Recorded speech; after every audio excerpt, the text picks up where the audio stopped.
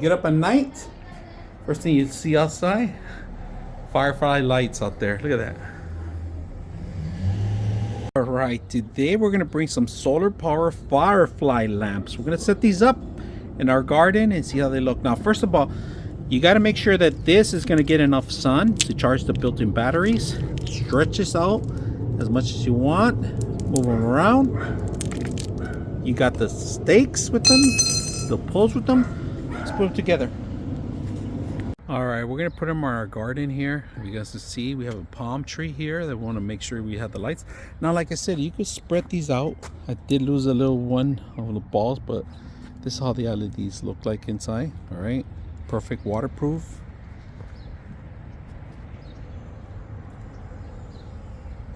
All right, for night lights, these are perfect. You could bundle them in, you could add more. They do have your solar panel here. So you have a palm tree. You could easily grab them out, individually set them up in here if you want. Look at that.